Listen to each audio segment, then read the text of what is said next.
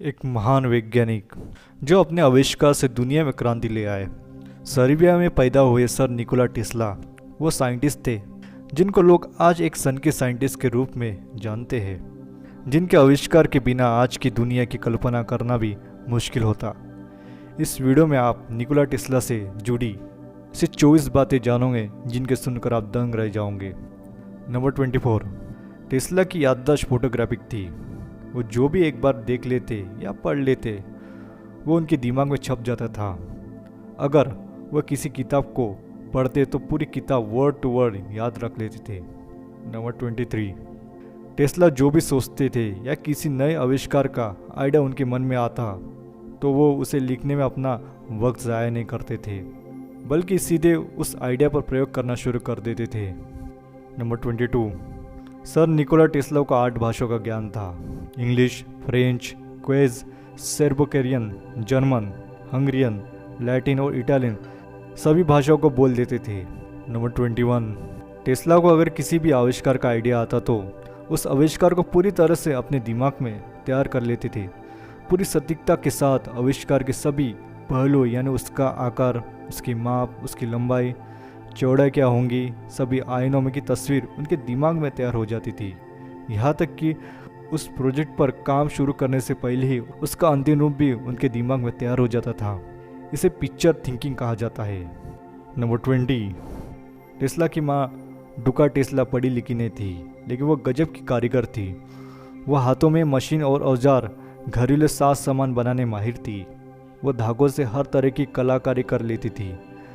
Tesla अपनी creativity और photography memory का श्रेय अपनी माँ को देते थे और कहते थे कि यह प्रतिभा उन्हें विरासत में मिली है। नंबर 90, स्कूल के समय में ही टेस्ला मैथ की मुश्किल से मुश्किल प्रॉब्लम को ही अपने दिमाग में कैलकुलेशन करने में माहिर थे। वो दिमाग में ही इंटीग्रल कैलकुलस कर लेते थे।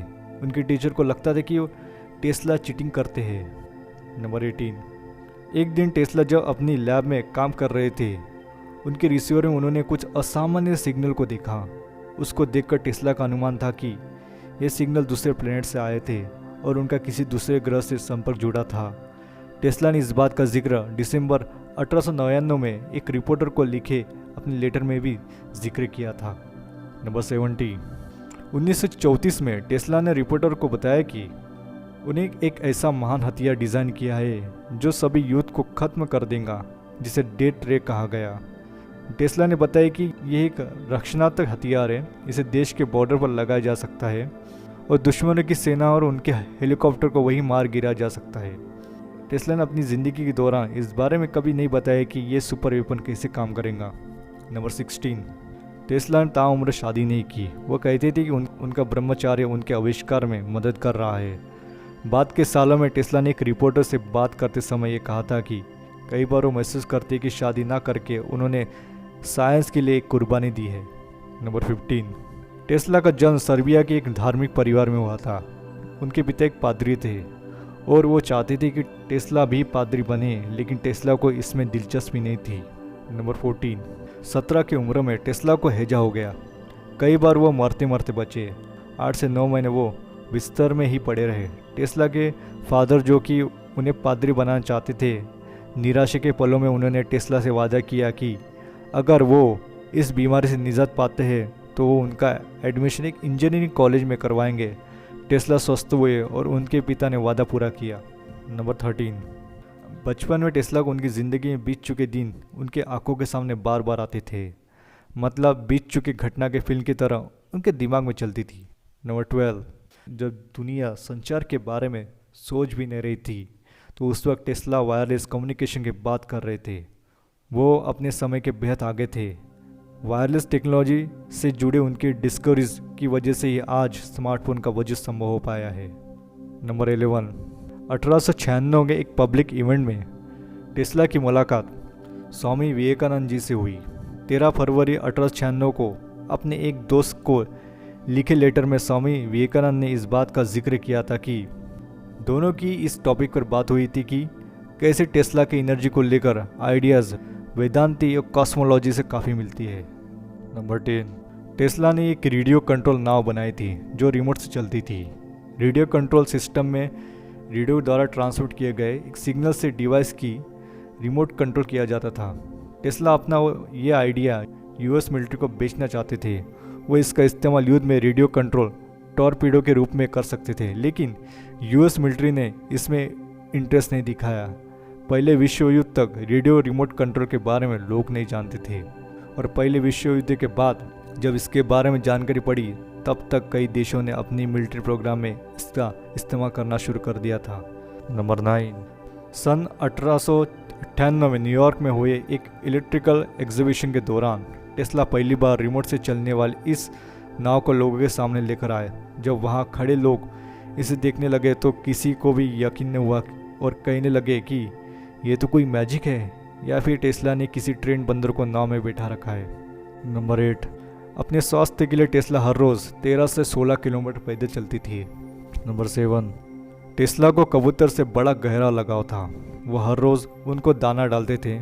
टेस्ला अपने होटल की खिड़की से भी कबूतर को खिलाते थे। वह कहते थे कि एक सफ़ेद मादा कबूतर से उन्हें बेहद प्रेम था, वैसे ही जैसे कोई अपनी प्रेमिका से प्यार करता है। नंबर 6, टेस्ला अपनी ज़िंदगी के अंतिम सालों में शाकाहारी बन चुके थे। उन दिनों वो सिर्फ मिल्क, ब्रेड, हनी और वेजिटेबल जूस ही लेते थे।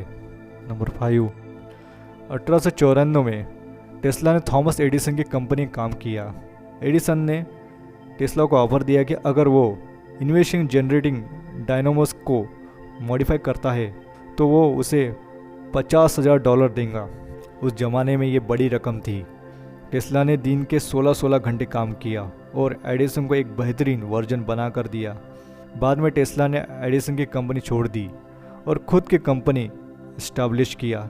टेस्ला ने एडिसन की कंपनी क्यों छोड़ी थी इसकी वजह साफ नहीं हो पाई, लेकिन एक कहानी कहती है कि एडिसन ने जो टेस्ला को $50,000 देने का वादा किया था, टेस्ला को इतनी मेहनत करने के बावजूद भी वो उनको नहीं दिए गए, और एडिसन ये कहकर टेस्ला को पैसे देने से इनकार कर दिया कि टेस्ला तुम हम अमेरिकन के मजाक को भी नहीं समझते। नंबर 4, आज हम रोज़मर्रा की ज़िंदगी में जिस बिजली का उपयोग करते हैं उसका श्रेय भी टेस्ला को ही जाता है। टेस्ला में अल्टरनेटिंग करंट एसी को दुनिया के सामने रखा। एडिसन डायरेक्ट करंट या डीसी को बेहतर मानते थे, जबकि टेस्ला अल्टरनेटिव करंट को डायरेक्ट करंट बिजली की उस धारा को कहते हैं जो एक ही दिशा में बहती है। डायरेक्ट करंट बल्ब और मोटर चलाने के लिए तो अच्छा था, लेकिन इसे लंबी दूरी तक पावर ट्रांसमिट करना पॉसिबल नहीं था, जबकि एसी सिस्टम में लगातार बिजली और अपनी दिशा बदलती रहती है। एसी सिस्टम से दूर दूर तक बड़ी आसानी से बिजली पहुंचाई जा सकती थी। टेस्ला ने एडिसन की डीसी सिस्टम को खामियों को दुनिया के सामने लेकर आए। दोनों में इस बात को लेकर काफ़ी बहस हुई थी, जिसको इतिहास में वॉर ऑफ करंट के नाम से जाना जाता है। आज पूरी दुनिया में एसी सिस्टम द्वारा ही पावर सप्लाई कराई जाती है। नंबर 3, हर साल टेस्ला के नाम पर निकोला टेस्ला पुरस्कार दिया जाता है। यह पुरस्कार उन इन्वेंटर्स को दिया जाता है जो इलेक्ट्रॉनिक पावर के इन्वेशन और यूटिलाइजेशन में कंट्रीब्यूट करते हैं। नंबर 2, ये माना जाता है कि टेस्ला के द्वारा 300 अलग अलग आविष्कार किए गए थे, या उन आविष्कारों में टेस्ला का योगदान था। इस बात पर बहस होती रही कि टोटल कितने पेटेंट्स टेस्ला के नाम दर्ज है। दुनिया भर के 26 देशों से कम 278 पेटेंट टेस्ला के नाम जारी किए गए। हैरानी होती है कि इतने महान इन्वेंटर्स होने के बाद भी टेस्ला नोबेल प्राइज़ नहीं जीत पाए। नंबर 1, 7 जनवरी 1943 को न्यूयॉर्क के होटल में टेस्ला मृत्यु पाए गए। अपने अंतिम दिनों में उन्होंने लोगों से मिलना जुलना बिल्कुल बंद रखा था। उन्होंने अपने कमरे के दरवाजे पर डू नॉट डिस्टर्ब का साइन लगा रखा था। सर निकोला टेस्ला एक महान साइंटिस्ट थे। उनमें वैज्ञानिक प्रतिभा कुट कुट कर भरी थी, लेकिन चुपचाप रहने वाले इस व्यक्ति में सामाजिक, व्यापारिक और कुशलता नहीं थी, इसलिए वो कभी एडिसन जितने फेमस नहीं हो पाए। टेस्ला ने कई महान खोज की, लेकिन कभी भी उन्हें पूरा क्रेडिट नहीं मिला। इस वीडियो में इतना ही। अगर आपको निकोला टेस्ला के बारे में कुछ कहना तो हमें कमेंट कर दीजिए। अगर आपको वीडियो अच्छी लगे तो हमारे वीडियो को लाइक और शेयर कर दीजिए, और हमारे चैनल को सब्सक्राइब कर दीजिए। धन्यवाद।